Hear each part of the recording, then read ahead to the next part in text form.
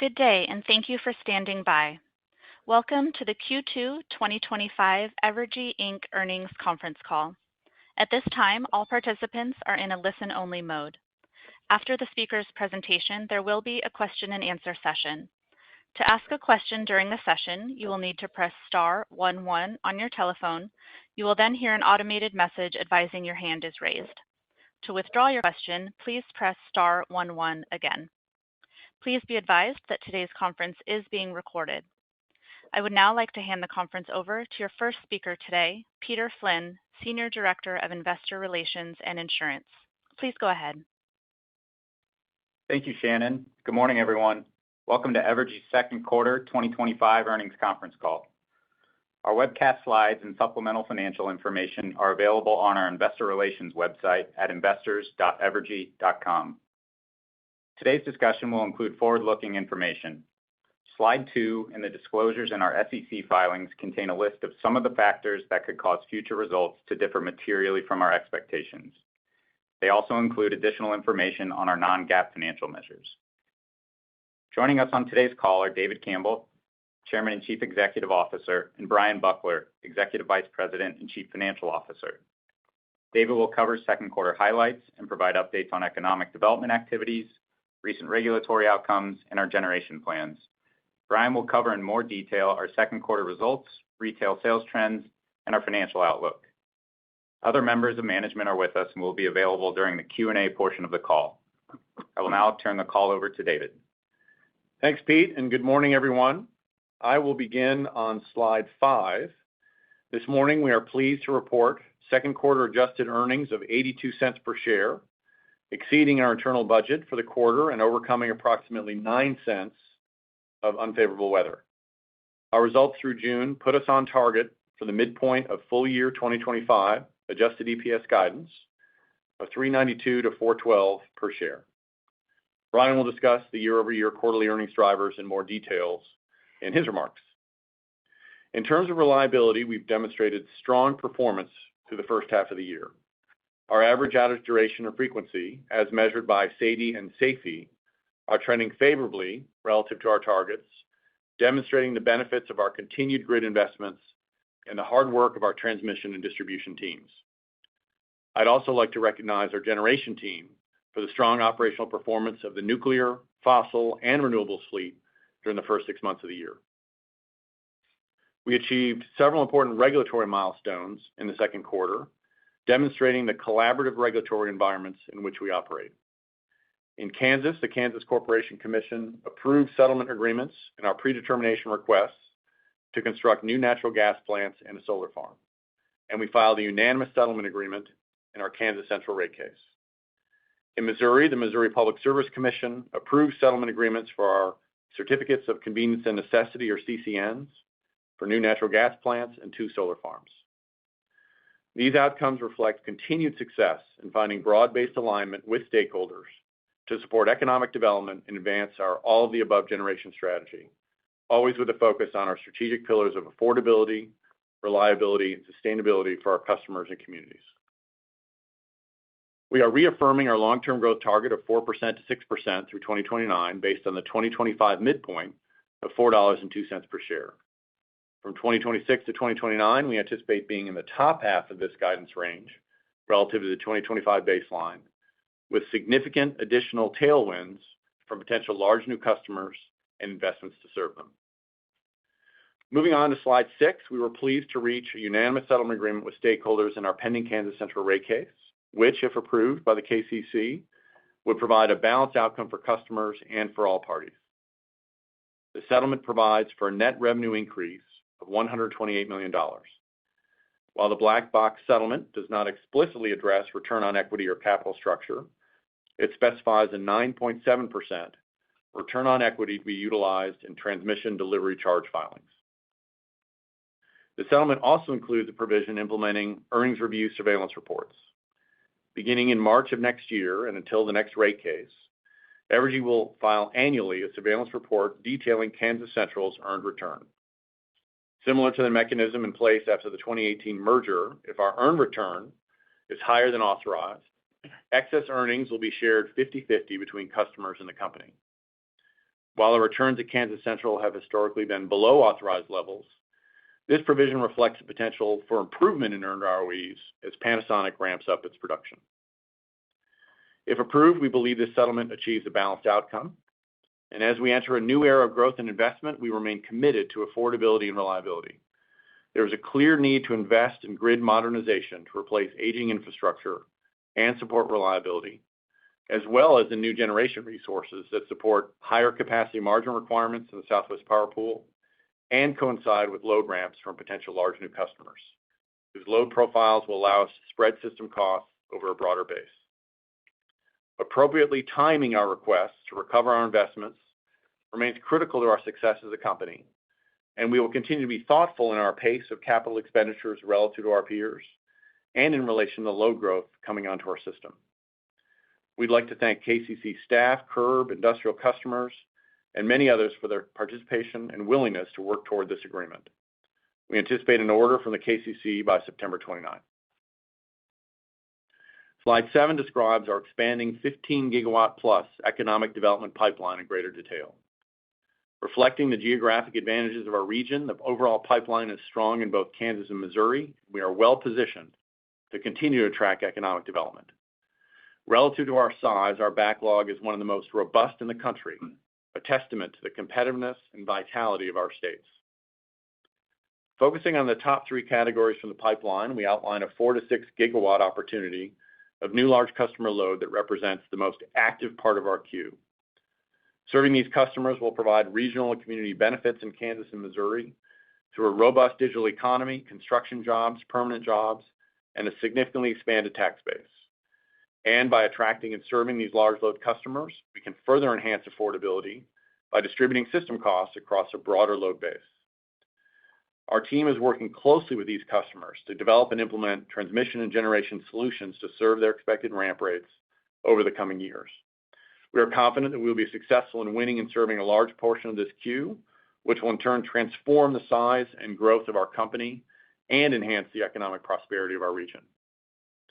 The remaining balance of our pipeline of over 10 additional gigawatts demonstrates the significant activity and continued strong interest in Kansas and Missouri. Many of these customers have acquired land or land rights, completed their site plans, and are engaging in capacity studies with our utility companies and are eager to move up in our queue. Slide 8 takes a closer look at the 4 to 6 gigawatts in our Tier 1 large customer load pipeline. Beginning with the actively building category, 2 of these customers, Panasonic and Meta, have now completed construction and are ramping up their facilities. Third customer is making steady progress through a heavy construction phase and expects to commence operations in the first half of 2026. Based on the latest schedules from these customers, we continue to anticipate peak demand of 1.1 gigawatts, with 500 megawatts online by 2029, supporting our estimated demand forecast of 2 to 3% through 2029.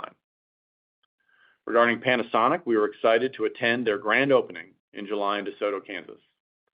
Their facility stands as the largest EV battery factory in the world. Many of you may have seen headlines from various news outlets regarding production targets and timelines for Panasonic. Importantly, Panasonic's latest schedule is substantially consistent with the load ramp reflected in our existing 5-year forecast. Moving to the finalizing agreements category, we are in the final stages of negotiations with large customers for 2 data center projects representing 1 to 1.5 gigawatts of peak load. In the first half of 2025, we executed various service agreements with significant financial commitments and credit support from these customers. We are very excited about the economic development that these customers will deliver to our region and remain on track to share announcements regarding their plans later this year. Subject to final agreements and project announcements, we expect to see an impact on our demand growth from these customers in 2027 and 2028 and into the next decade, potentially raising the overall company demand forecast to 4 to 5% through 2029. We also remain in advanced discussions with multiple customers whose load would represent approximately 2 to 3.5 gigawatts of peak demand. Although these customer projects aren't as far along as others in the pipeline, they have already secured land or land rights, shared site plans, and in some cases, reached letters of agreement and provided financial commitments to move the evaluation forward. Overall, we see an incredible level of interest in our service territories, and we are making progress with potential new large customers across all stages of discussions. Each category reflects strong customer interest and increasing commitments that will empower growth, investment, and drive prosperity and affordability for our region. We achieved several important regulatory milestones that I'll describe in more detail on slide 9. As previously discussed, we anticipate an order on our unanimous Kansas Central rate case settlement by September 29th. On July 7th, the KCC approved settlement agreements in our predetermination requests to own partial shares of 2 new combined cycle natural gas units and a solar farm at Kansas Central. These projects were identified in our IRP preferred plan and reflect our all-of-the-above approach to meeting growing customer demand and capacity margin requirements in the SPP. We're excited to advance the construction phase and appreciate the feedback and dialogue with interveners throughout the approval process. In our Kansas Large Load Power Service Tariff proceeding, we continue to advance settlement discussions. Staff recently requested an extension for several dates on the procedural schedule to facilitate continued dialogue. If the new schedule is approved, KCC staff and intervener testimony would be due August 25th, with a second settlement agreement date of September 22nd, followed by hearings running October 8th and 9th. Pivoting to Missouri, the Missouri Public Service Commission approved settlements for our CCN requests related to 2 solar farms, partial ownership in 2 combined cycle natural gas units, and full ownership of a simple cycle natural gas plant. We'd like to thank MPSC staff, OPC, and other interveners for their collaboration. We believe these projects form a cost-effective package of reliable energy solutions for our customers, and this positive outcome demonstrates alignment with the Public Service Commission's interest in securing additional generation resources for our Missouri utilities. Similar to Kansas, the Large Load Power Service Tariff proceeding in Missouri continues to progress. Server rebuttal testimony is due by September 12th, followed by a settlement conference on September 23rd, and hearings from September 29th to October 3rd. We look forward to ongoing collaboration with the parties as we work toward a solution that supports economic development and is fair and reasonable for all customers. On slide 10, we highlight legislation and regulatory mechanisms that firmly position Kansas and Missouri as premier destinations for infrastructure investment in support of new advanced manufacturing facilities and data centers. The PISA and natural gas CWIP provisions serve to mitigate regulatory lag and support our strong credit profile as we execute on our long-term capital investment plan, while data center incentives packages bolster the business-friendly environments for which Kansas and Missouri are already known, which have been instrumental in attracting new customers. All told, the supportive backdrop will continue to attract the investment of major industry players and prove that Kansas and Missouri are top destinations for new business and growth. For our part, Evergy remains committed to investing to provide safe, affordable, and reliable electric service to our 1.7 million existing customers and the new customers we are bringing online. All of our stakeholders stand to benefit from this unprecedented economic development and investment opportunity. On slide 11, we provide a summary of our new generation resources under development in Kansas and Missouri. Overall, our approach is aligned with our 2025 IRP preferred plan. It reflects an all-of-the-above strategy for new generation development that will allow Evergy to take advantage of best-in-class efficiency and ensure a balanced generation portfolio for current and future generations of Kansas and Missouri customers. These projects will expand the tax base of our communities and bring both construction and permanent jobs in our local economies. These investments are critical to ensuring we can affordably and reliably serve our customers and support growth in our region. Regarding impacts of the One Big Beautiful Bill Act, we believe that we are well positioned to realize the solar tax credits for the benefit of our customers on all 3 of our approved solar farms. For future unannounced renewables projects that were identified in our 2025 IRP, over the balance of the year, we will continue to evaluate a robust set of options, including the results of our pending all-source RFP.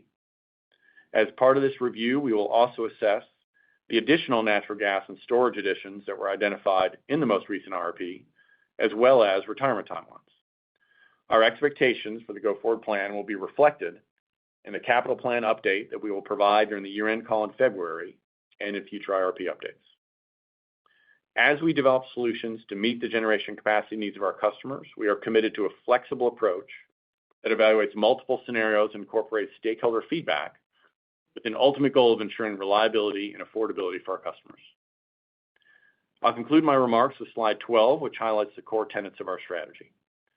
By prioritizing affordability, we contribute to the robust economic development pipeline ahead of us and lay the groundwork for continued support of the substantial economic potential within our states. Ensuring reliability is also a core element of our strategy, as reflected by SAIDI, SAIFI, grid resiliency, and generation fleet availability. This also includes a focus on metrics relating to customer service, safety in all facets of our operations, and infrastructure investment. With respect to sustainability, about half the power generated by Evergy comes from emission-free resources. Since 2005, we have reduced carbon emissions by 57% and reduced sulfur dioxide and nitrogen oxide emissions by 98% and 90% respectively. Our integrated resource plan embraces an all-of-the-above strategy for future resource additions, supporting a responsible transition of our generation portfolio. We look forward to continuing to advance a balanced mix of resource additions over the coming years as part of our constant focus on affordability, reliability, and sustainability. I will now turn the call over to Brian. Thank you, David. Thank you, Pete, and good morning, everyone. I'll start by saying this was a quarter of strong execution. And given our results through June, we are firmly on plan and forecasting to be at the midpoint of our $3.92 to $4.12 of adjusted EPS guidance. Let's now begin on slide 14 with the review of our results for the quarter. For the second quarter of 2025, Evergy delivered adjusted earnings of $191 million, or 82 cents per share, compared to $207 million, or 90 cents per share in the second quarter of 2024. As we disclosed in our first quarter slides, we had forecasted approximately 76 cents to 84 cents of adjusted EPS for the second quarter of 2025, and thus our results for this quarter came in a bit higher than the midpoint of our forecast, overcoming the mild weather. As shown on the slide from left to right, the year-over-year drivers are as follows. First, a cooler start to the summer led to a 26% decrease in cooling degree days, which drove a 15-cent decrease in EPS when compared to the prior year. By normalizing weather in both Q2 2024 and Q2 2025, you can see we experienced solid year-over-year total company earnings growth in second quarter 2025. Next, the net impact of pricing and weather-normalized demand, which grew 1.4%, added 8 cents per share. Recovery of and return on regulated investments contributed 9 cents of EPS, driven by new rates in Missouri West that were effective in January of this year. Higher O&M drove a 5-cent negative variance in EPS compared to Q2 2024. It is important to note that O&M came in on plan in the second quarter, and we expect to come in under budget for O&M for the full year 2025. Infrastructure investment resulted in higher depreciation and interest expense, leading to a 7-cent decrease in EPS. And finally, other items netted to a positive 2-cent variance. I'd also like to touch on our decision to exit our Evergy Ventures business that holds small, non-regulated investments in early-stage clean energy and energy solution companies. This business was launched in 2015, and the majority of the investment commitments were made in the first 5 years. Given Evergy's focus on our regulated utilities, we have made limited new investments in recent years, and in the second quarter, we initiated a process to sell the portfolio. We recorded losses related to these investments of approximately 8 cents in the second quarter, which are excluded from adjusted earnings. The remaining book value of these investments was approximately $100 million as of June 30th, and cash proceeds from the sale of this portfolio will be used to reduce holding company debt. Importantly, we assume no annual earnings contributions from these investments in our 5-year plan. Turning to slide 15, I'll provide more detail on our sales trends. On the left-hand side of the screen, you'll see weather-normalized demand increased by 1.4% in the second quarter as compared to last year. This growth was primarily driven by increases in both residential and commercial usage. Looking ahead, we continue to expect strong commercial load growth for the remainder of the year, supported by Meta's data center ramping its operations. Additionally, as David mentioned earlier, Panasonic's latest load ramp schedule remains largely consistent with our assumptions in our 5-year forecast, which should support a pickup in industrial demand through the balance of the year. In fact, for the month of June, we saw a year-over-year increase in industrial sales, which we hope portends well for the rest of 2025. I will close on slide 16 with a recap of our long-term financial expectations. As I previously mentioned, with solid second quarter results and strong operational execution through the first half of the year, we are reaffirming our 2025 adjusted EPS guidance range of $3.92 to $4.12. And with normal weather, the remainder of the year, we believe we are on track to achieve the midpoint of that range. We are also reaffirming our long-term adjusted EPS growth target of 4% to 6% through 2029, and we continue to expect to grow in the top half of that range off of the 2025 adjusted midpoint of $4.02. And I want to reiterate that we continue to see strong tailwinds to our forecast, including potential additional large customer announcements. Lastly, we expect to provide an update on our 5-year load forecast, capital and financing plans, and earnings outlook on our year-end call in February. Evergy's employees and leaders remain focused on consistent business execution of our operational and financial goals as we advance our strategic objectives of affordability, reliability, and sustainability for our customers. And with that, we will open up the call for your questions. Thank you. At this time, we will conduct the question and answer session. As a reminder, to ask a question, you will need to press star 11 on your telephone and wait for your name to be announced. To withdraw your question, please press star 11 again. Our first question comes from Nicholas Campanella from Barclays. Please go ahead. Hi, everybody. Good morning. It's Nathan Richardson on for Nick.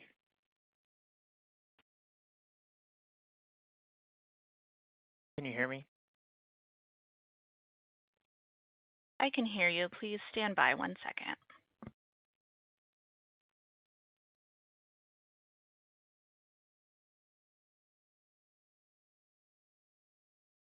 Please stand by. No worries.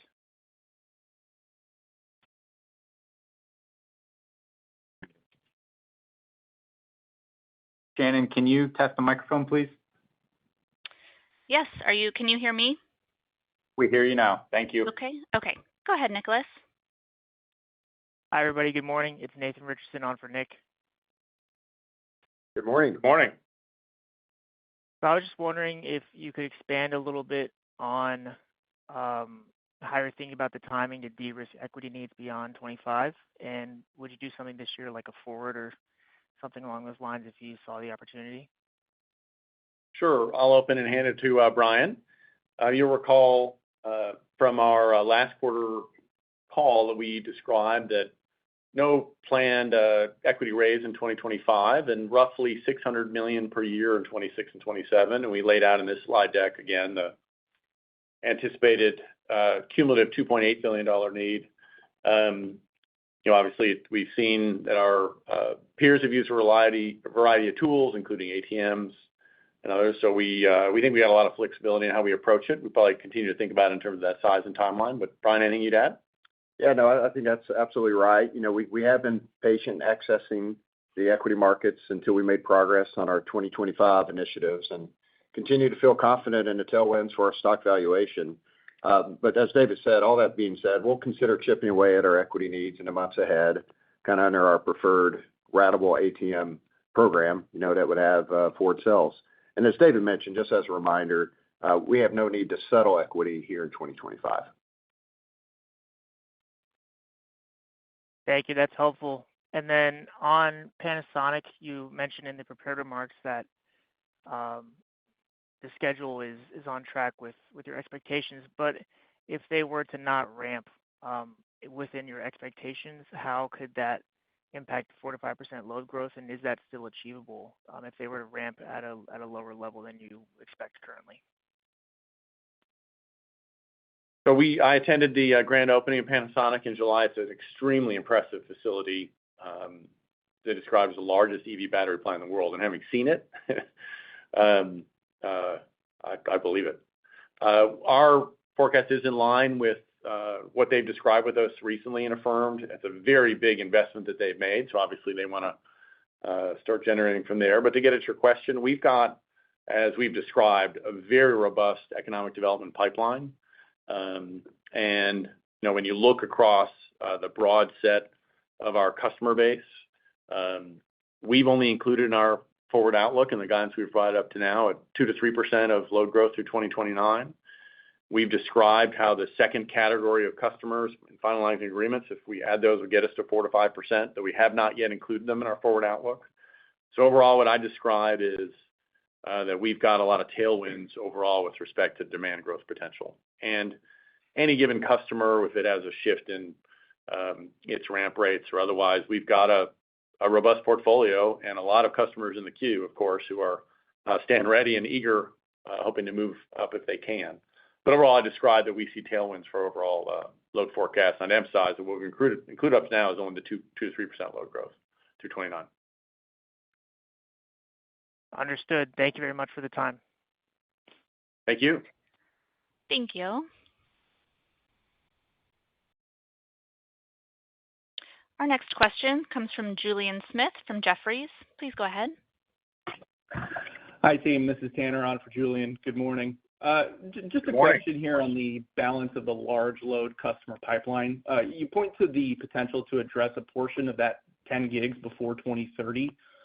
Is the governing factor here the expected development timelines of the customers within this portion of the pipeline, or is it your ability to process and serve? Thank you. It's kind of a balance of both what I described, because a number of these customers, well, first, we're obviously focused on the 4 to 6 gigawatts that we described in the tier one large load customers. These are complicated, often multi-billion-dollar facilities, so there's a lot of work that we've advanced and that they've advanced in moving these forward. So partially, this is a stage of development reflecting the different parts of our queue, and partly it's based on who we've kind of advanced to further up in the queue. But different customers may, for example, be bringing with them potential generation resources.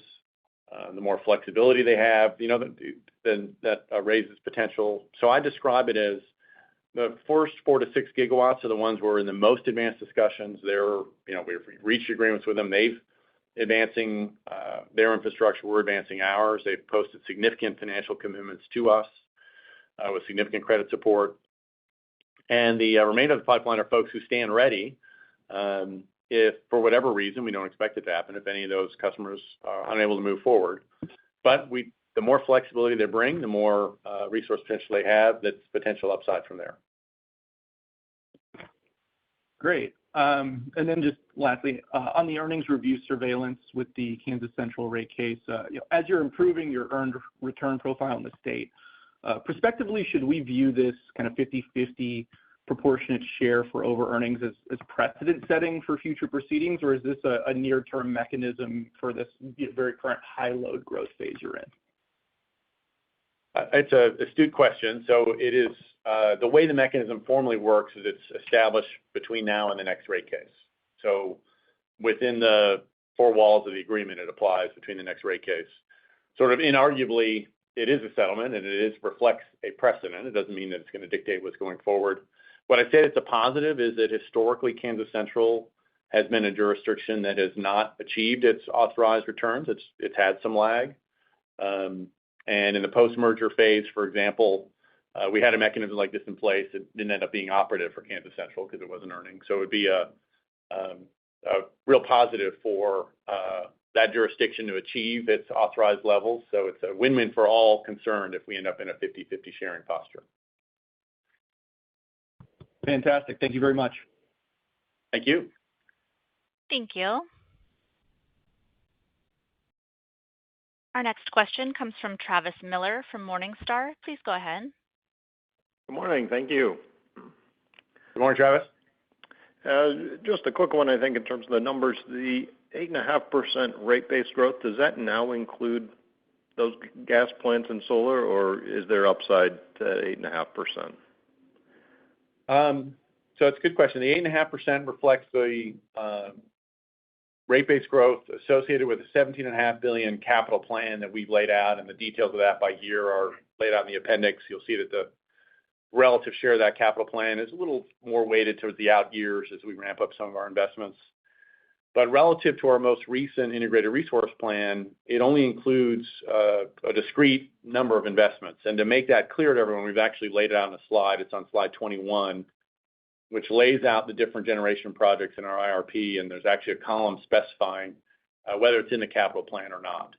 And as I described and as Brian mentioned, as we get to the end of the year and we finalize agreements with additional customers, we'll also finalize the plans relating to what investments are required to serve them. We'll look at the retirement scenarios that were also included in the last IRP, because it's a little bit different environment for some of the assumptions relating to retirements as well.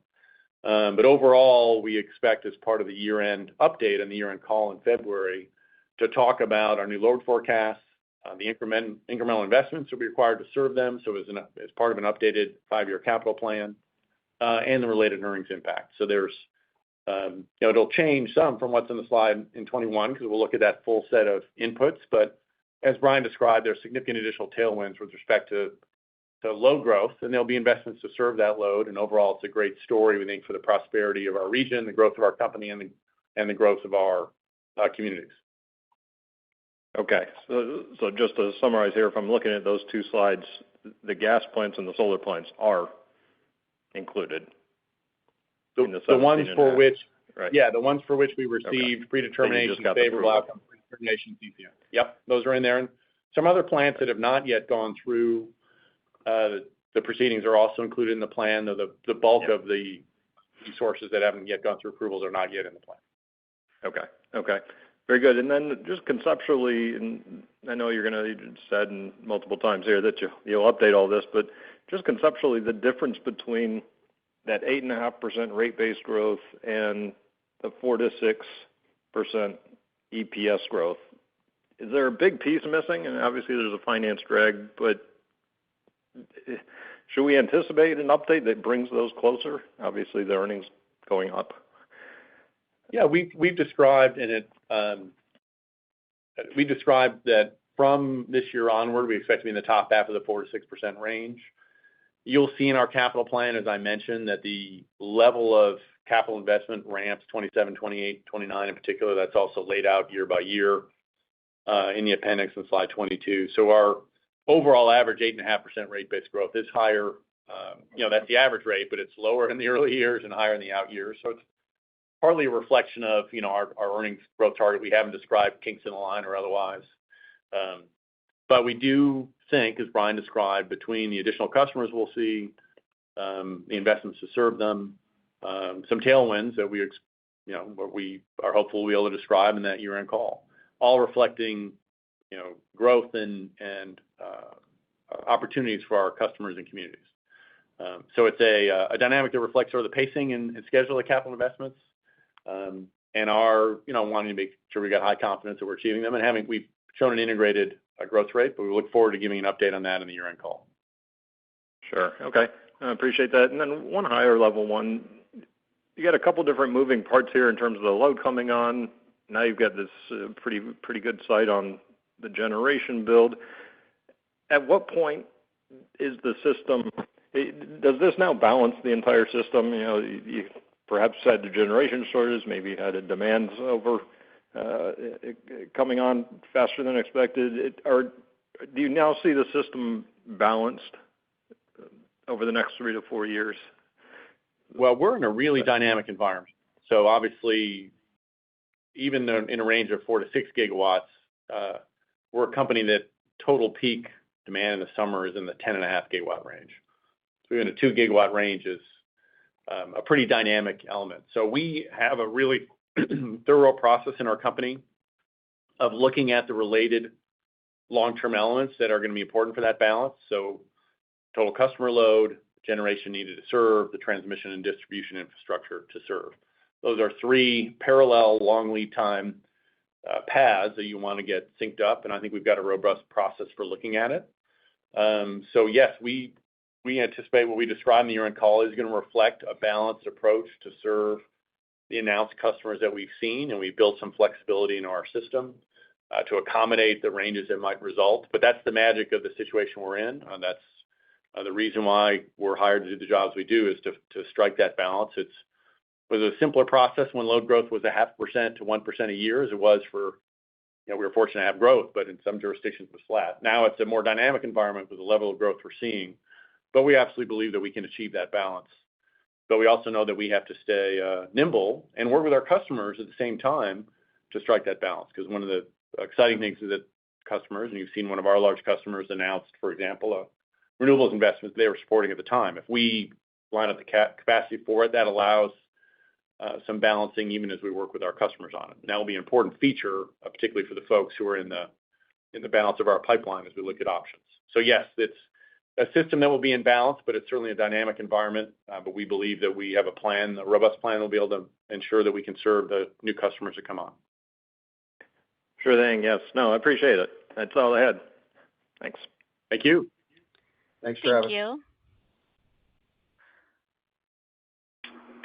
Our next question comes from Paul Patterson from Glenrock Associates. Please go ahead.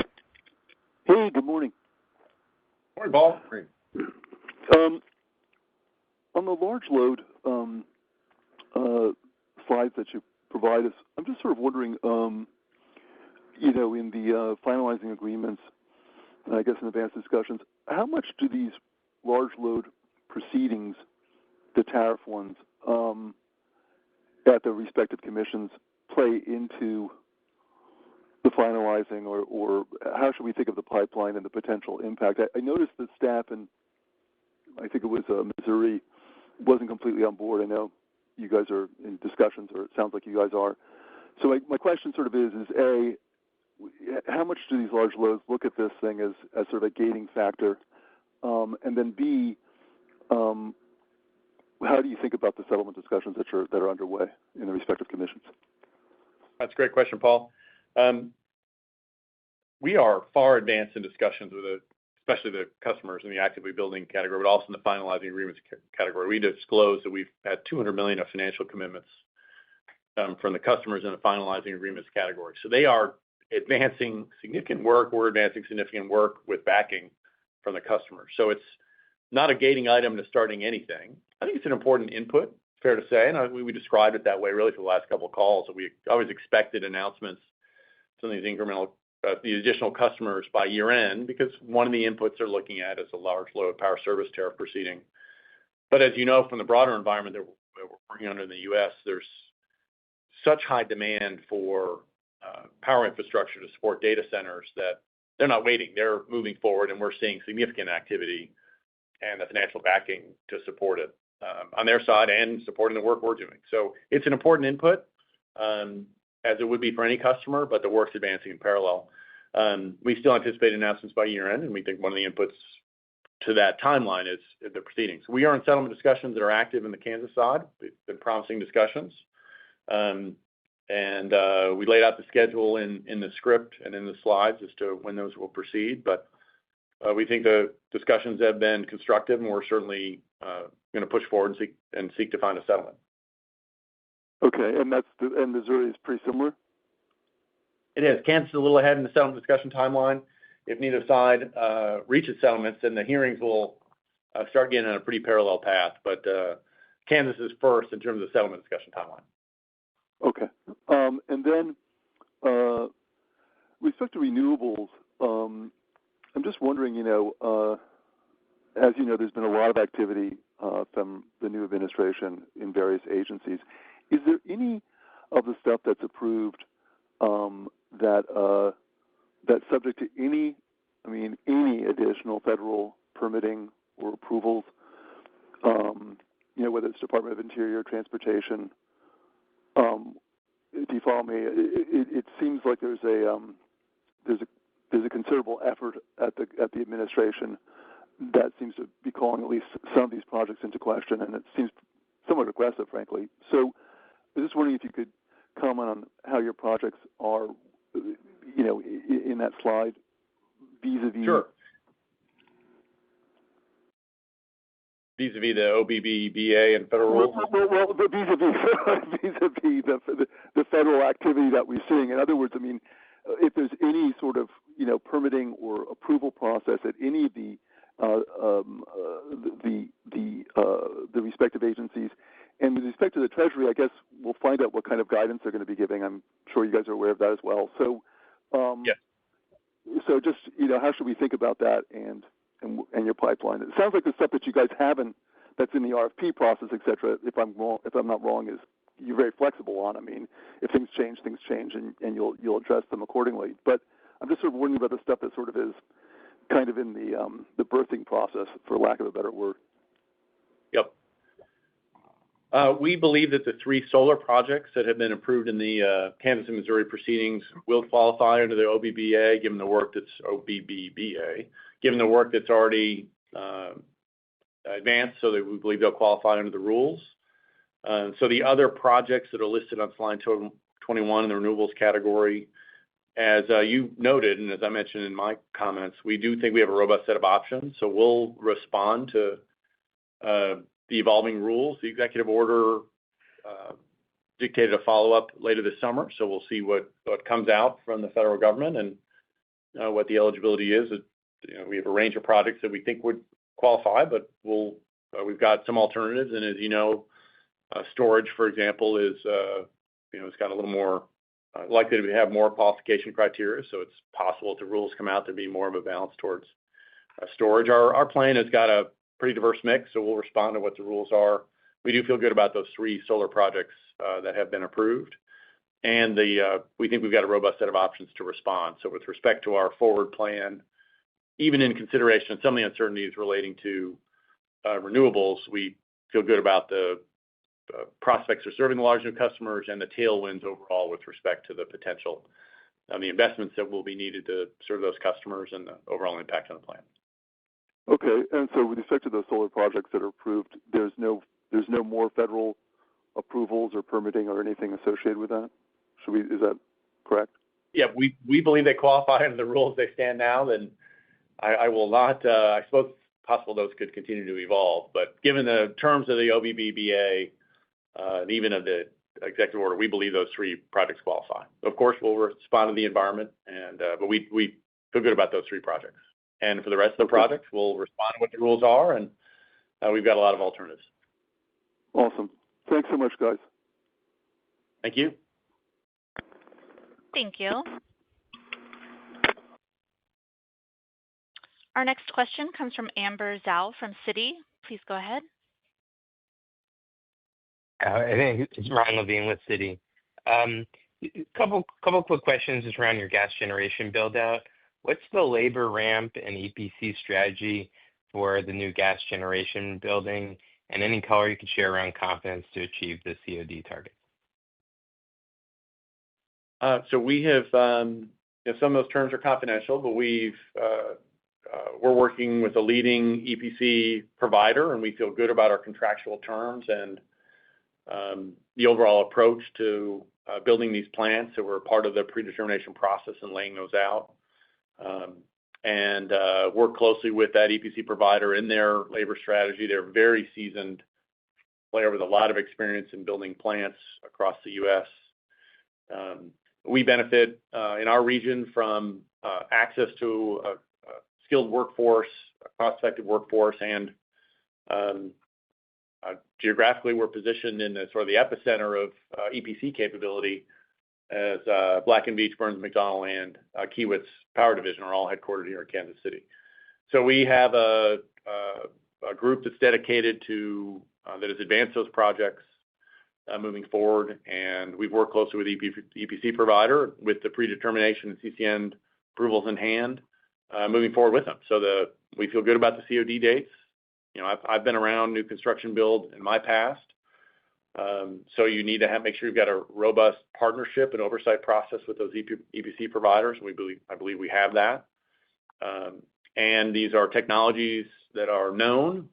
They are proven. They've been constructed by other parties, so that helps, including by our counterparty. So we feel good about the overall setup for the process, recognizing that large project execution is a core skill that we're going to have to demonstrate. We think we set ourselves up from a contracting and a capability perspective, and in our selection of our technology that we're doing, to be in a good position to manage these projects. So we're excited about those prospects and really grateful for the collaboration from staff in both states and the different parties in getting those approvals for the gas plants. And then just one follow-up. In terms of the contractual arrangement, do the EPC companies have the ability to reprioritize resources if they get contracted for other projects, or do you have contractual prioritization that's already been pre-negotiated in this agreement that you already spoke to? We feel good about the overall contractual approach and commitment reflected in it from our EPC provider. So we feel good about the overall terms of the agreement that we have with our provider, and it'll be a partnership with them, but they're a seasoned enterprise that's built a lot of these. So we feel good about the protections that we built in the agreement. Thanks for the comment. Thank you. Thank you. This concludes the question and answer session. I would now like to turn it back to David Campbell for closing remarks. Thank you for your interest in Evergy, and have a great day. This concludes our call. Thank you for your participation in today's conference. This does conclude the program. You may now disconnect.